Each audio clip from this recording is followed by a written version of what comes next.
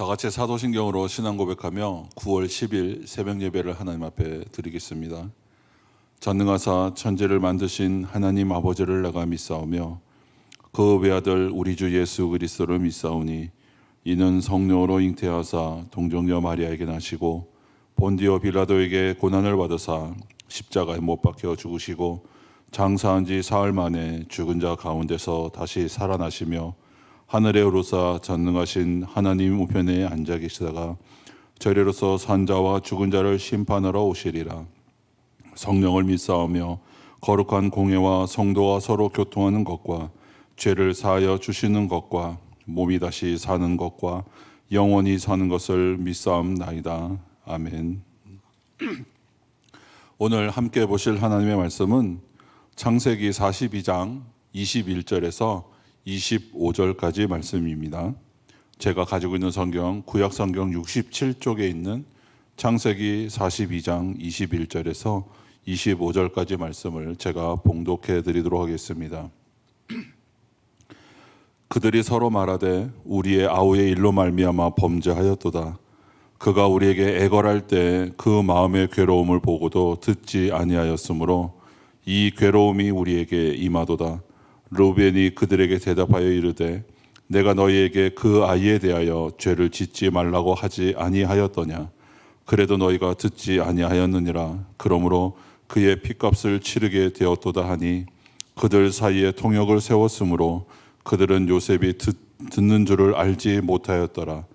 요셉이 그들을 떠나가서 울고 다시 돌아와서 그들과 말하다가 그들 중에서 시므온을 끌어내어 그들의 눈앞에서 결박하고 명하여 곡물을 그 그릇에 채우게 하고 각 사람의 돈은 그의 자루에 도로 넣게 하고 또 길 양식을 그들에게 주게 하니 그대로 행하였더라. 아멘. 우리의 인생에 있어서 하나님께서 어떤 때이든지 꼭 한 번은 하시는 것이 있습니다. 그것은 바로 진실성 테스트입니다. 이것은 하나님께서 영적인 지도자들을 세우실 때 반드시 하시는 일이고 하나님의 사람으로 성도들을 만들어 가실 때 반드시 하시는 일입니다. 이 테스트를 우리가 낙방하게 되면 비록 지도자처럼 행세한다고 할지라도 결코 하나님의 쓰임을 받을 수 없게 되는 것이고요. 또 참된 하나님의 사람이라고 하면 그는 이 진실성 테스트를 통과하게 되어 있습니다. 이 진실성 테스트, 즉 진실성이라는 것은 인격의 중심부에 해당한다고 생각합니다. 이 진실성 테스트는 하나님의 사람의 내적 확신이 얼마나 지속적일 수 있는가를 우리에게 도전하고 있습니다. 어려움이 있을 때 그것을 피하는 것에 익숙한 사람이라면 그는 결코 내적 확신을 가지고 살아가는 사람일 수 없는 것입니다. 상황에 따라서 변할 수 있는 사람이라면 그는 하나님의 사람이요 믿음을 지키고 살아가는 사람이라고도 할 수 없을 것입니다. 그러기에 우리에게 도전이 올 때 그 도전을 어떻게 대응하느냐 하는 것이 그 사람의 진실성을 보여주는 아주 중요한 지표가 됩니다. 하나님께서 우리의 진실성을 테스트하고자 하실 때 거기에는 많은 방편들이 사용이 됩니다. 때로는 가치관을 흔들어 보기도 하고요. 때로는 사단을 통해서 돈이나 기타 여러 가지 빠질 수 있는 유혹으로 올 수도 있습니다. 또는 사역에 대한 갈등으로 찾아올 수도 있고, 그리고 열려진 두 개의 기회 혹은 두 갈래길을 통해서 어떤 선택과 결정을 내리는지를 통해서도 우리에게 오기도 합니다. 그리고 마지막으로 핍박과 사역의 어려움들을 통해서 우리에게 다가오기도 합니다. 하나님께서는 이러한 모든 과정 속에서 여러분들이 얼마나 하나님 앞에서 진실성을 유지하고 자신의 신앙에 따르는 원칙과 가치관과 철학들을 소중히 지켜내는지를 보고 계시다라는 것이죠. 하나님의 사람들은 생각과 말과 행동을 일관성 있게 지켜내는 자들이 되어야 하기 때문입니다. 그리고 그것은 바로 경건의 능력입니다. 하나님이 바로 그렇게 일관성 있는 분이시고 어제나 오늘이나 영원토록 우리에게 동일하신 하나님이 되시기 때문에 그렇습니다. 오늘 드디어 형제들은 자기들 안에 숨겨진 진실을 기억하고 갈등하기 시작합니다. 지난 20여 년 동안 아마 아무도 그때 그 일에 대한 이야기를 꺼낸 사람은 없었을 것입니다. 그러나 이 위기 속에서 그들은 그때 일을 기억하게 됩니다. 하나님께서 그들 속에서 뭔가를 시작하고 계시다라는 것을 우리에게 보여주고 있습니다.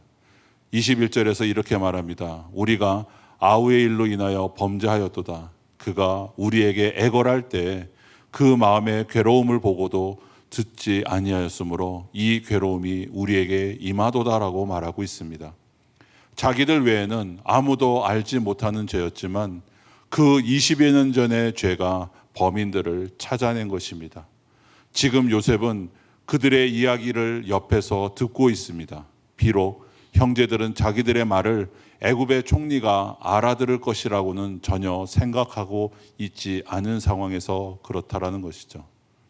이제 장자인 르우벤은 나머지 형제들을 22절에서 이렇게 비난합니다.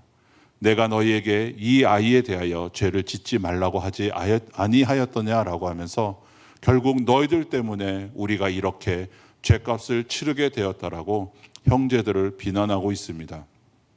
비록 르우벤은 사건의 현장에서 그렇게 말을 했었지만 자기의 책임을 면할 수는 없었습니다. 르우벤은 야곱가의 사람으로서 결국 비겁하고 책임질 줄 모르는 남자다라는 사실을 보여주고 있습니다. 이 모든 과정들을 지켜보고 있는 그 요셉의 마음은 결코 견딜 수가 없었을 것입니다. 요셉은 형들이 하는 모든 말을 들을 때 감정을 다스리기가 힘들었을 것입니다. 얼마나 많은 감정들이 서로 교차하고 있었을까요? 혼자서 보낸 수많은 세월들을 생각했을 것이고요. 또 형들이 자기들의 옛 죄를 기억하고 그들 스스로 고백하는 것을 보면서 요셉은 자기 감정을 가눌 수가 없어 방으로 들어가 결국 울어야 했습니다. 그러나 요셉은 마음이 약해지지 않고 형제들을 엄하게 다시 대하고 있습니다. 형들에게 돌아온 요셉은 시므온을 그들 앞에서 지목하여 결박하고 형들에게 구입한 곡물을 가지고 돌아가게 합니다. 아마도 요셉이 시므온을 지목한 것은 르우벤이 자기를 살리려고 애쓴 것에 대한 고려, 그리고 둘째 아들인 시므온에게 책임을 묻고자 하는 의도였을 것입니다. 그런데 이때 요셉은 형제들을 보내면서 자기의 종에게 형제들이 가져온 돈을 다시 자루에 넣어주라고 명합니다. 거기에 길 양식까지도 더 주라고 하고 있습니다. 요셉이 어떤 의도에서 이렇게 했던 것일까요? 여기에 대해서는 성경이 분명하게 그 이유를 써주지 않았기 때문에 학자들 간에도 의견이 분분합니다. 1차적으로 요셉이 형제들에게 가진 긍휼한 마음은 너그러움으로 나타났다고 이해할 수 있습니다. 그것은 돈 외에 길 양식까지 제공한 것을 보아서 알 수 있습니다. 그러나 이것만이었겠습니까? 요셉은 여전히 아직도 완전하게 다루어지지 않은 그들의 진실성 테스트의 일환으로 두 번째 테스트를 그들에게 주고 있다고 우리는 생각해 볼 수 있습니다.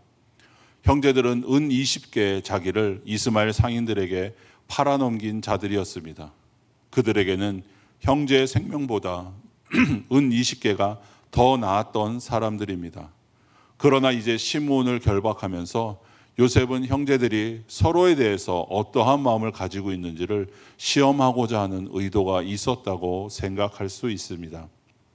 형제들이 단지 막내 아우인 베냐민을 데리고 다시 애굽으로 돌아오는 길은 그렇게 어려운 것이 없었을 것입니다. 그러나 이제 그들이 막내 아우를 데리고 와야 한다면, 그리고 인질로 잡혀 있는 시므온을 찾으러 와야 한다면 그들은 자칫 돈을 훔친 범죄자로서 와야 하는 부담을 안아야만 하게 된 것입니다. 그럼에도 불구하고 형제 시므온을 구하기 위해서 형제들은 위험을 무릅쓸 것인가에 요셉이 형들을 시험하고자 하는 핵심이 바로 거기에 있습니다.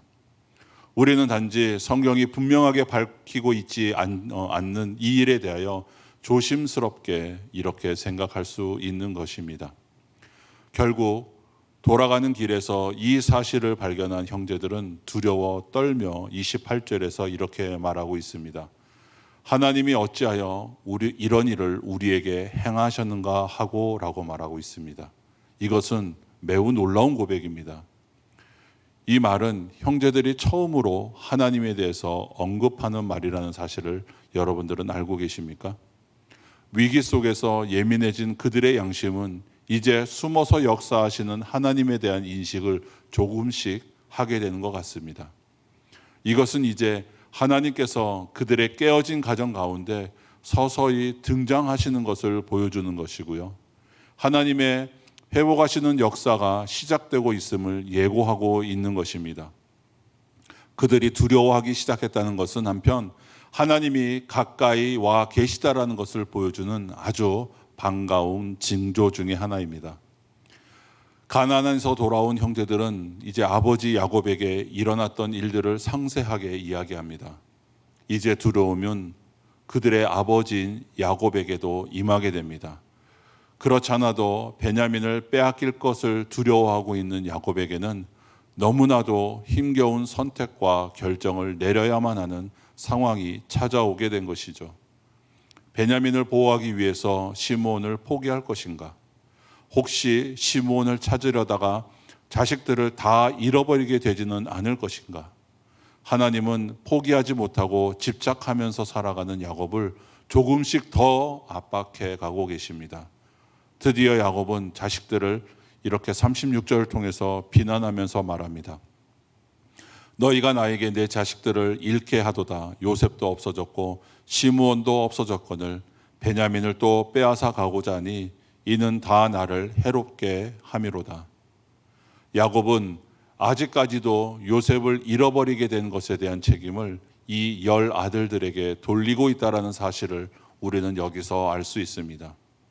야곱이 알고 있는 바 아들들의 거짓말대로라면 요셉을 잃어버린 것은 결코 그 아들들의 잘못일 수는 없는 것이었습니다. 그리고 이제 야곱은 그 아들들이 요셉으로 부족해서 시므온과 베냐민까지 빼앗아 가려 한다고 비난하고 있습니다. 야곱은 비록 많은 하나님의 은혜를 체험하고 살아왔지만 그 안에 정리되지 못한 하나님에 대한 심각한 오해가 남아 있었습니다. 이제 하나님은 야곱의 이 부분을 지금 다루고 계시다라는 것을 우리에게 가르쳐주고 있습니다. 야곱은 여전히 아담의 후손으로서 그 비겁함과 무책임함을 견지하고 있다라는 것이죠. 장자인 르우벤이 37절에서 이렇게 말합니다. 르우벤이 그의 아버지에게 말하여 이르되 내가 그를 아버지께로 데리고 오지 아니하거든 내 두 아들을 죽이소서 그를 내 손에 맡기소서 내가 그를 아버지께로 데리고 돌아오리이다 라고 말하고 있습니다. 르우벤의 만용에 가까운 이런 극단적인 제안은 아무에게도 영향을 미치지 못합니다. 결국 야곱은 마음을 정하고 38절에서 이렇게 말합니다. 내 아들은 너희와 함께 내려가지 못하리니 그의 형은 죽고 그만 남았음이라. 만일 너희가 가는 길에서 재난이 그에게 미치면 너희가 내 흰 머리를 슬퍼하며 수월로 내려가게 함이 되리라 라고 말합니다. 그는 시므온을 구하기 위해서 베냐민을 보내지 않을 것입니다. 야곱에게는 10 아들도 필요 없고 오직 한 아들 베냐민만이 그에게는 위로였습니다. 오늘 본문의 이야기는 여기서 끝이 납니다. 사랑하는 성도 여러분, 오늘 이 말씀을 통해서 그리고 요셉의 생애 전체를 보면서 우리는 하나님의 의도를 읽어낼 수 있어야 합니다. 하나님이 그리고 계시는 그 큰 그림을 보는 것이 중요하다라는 말입니다. 이것은 우리 자신의 인생과 우리와 엮여지도록 하나님이 허락하신 다른 인생들을 바라보면서 나의 좁은 안목으로 그리고 자기 중심으로 모든 것을 보는 것이 아니라 하나님이 지금 이 큰 그림 속에서 하고 계시는 일을 보도록 우리를 인도해주고 있다는 것을 우리는 알아야 하고 그것이 바로 우리의 믿음이라는 사실을 우리는 기억해야 합니다. 만약 성도 여러분들이 여러분들의 인생에서 일어났고 또 지금 일어나고 있는 일들을 여전히 자기 중심적으로 이해하고 바라보고 해석하며 살아가고 계시다면 그것은 아직 믿음의 눈을 뜨지 못한 것이다라는 것 역시 우리에게 가르쳐주고 있습니다. 하나님께서 여러분만 아니라 여러분의 주변 사람들을 포함해서 그 복잡하고 쉽지 않은 관계들 속에서 그리고 그 사건들 속에서 무엇을 하고 계시는 것일까요? 우리는 그것을 볼 수 있는 안목을 구해야 합니다. 물론 우리는 모든 것을 마치 요셉의 이야기의 결론을 알고 보는 것처럼 우리의 인생의 문제들을 다 볼 수 없을 것입니다. 그러나 하나님께서 주신 이 스토리를 통해서 우리는 우리의 인생을, 우리의 가정과 교회와 주변을 이해하고 바라볼 수 있는 안목을, 그리고 절망할 상황 속에서도 소망 가운데 기뻐하며 인내할 수 있는 믿음을 얻게 되는 것입니다. 그리고 하나님께서 살아계셔서 지금도 내 인생 가운데, 그리고 내 가정 가운데, 그리고 교회와 여러분이 속한 모든 주변의 환경 가운데 역사하고 계심을 이해하도록 우리는 해야 합니다. 여러분들에게 일어나는 모든 일, 여러분들의 주변, 그리고 관계 속에서 일어나는 모든 일의 결국은 하나님 손에 있다라는 것을 우리는 반드시 기억해야 합니다. 그리고 하나님께서 그 거대한 그림을 그리고 계시다라는 것을 우리는 볼 수 있는 믿음 또한 우리는 구해야 합니다. 그것이 여러분들을 절망으로부터, 그리고 두려움으로부터, 조급함으로부터 우리들을 지켜줄 것이고 여러분들을 소망 가운데 기뻐할 수 있도록 할 것입니다. 이 말씀들을 기억하며 오늘도 주님 안에서 승리하며 삶을 살아가는 저와 여러분이 되시기를 간절히 소망합니다. 기도하겠습니다. 하나님 아버지 감사합니다. 오늘 우리가 이 요셉의 가족의 이야기를 통하여서 우리의 삶에 일어나는 모든 것들이 하나님의 섭리 가운데 있음을 다시금 알게 하여 주시니 감사합니다.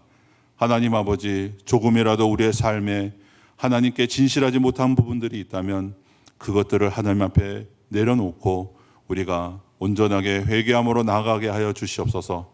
그래서 오늘도 우리 하루의 삶 가운데 우리 주변에 있는 모든 것들이 나와 아무런 상관이 없는 것이 아니라 그것들을 통해서 하나님께서 우리에게 말씀하시고자 하는 것들이 있다는 것을 깨닫고 우리가 겸손하게 오늘 하루 주님 주시는 말씀 안에서 살아갈 수 있는 귀하고 복된 인생이 될 수 있도록 주님 역사하여 주시옵소서. 감사드리며 예수님의 이름으로 기도드립니다. 아멘.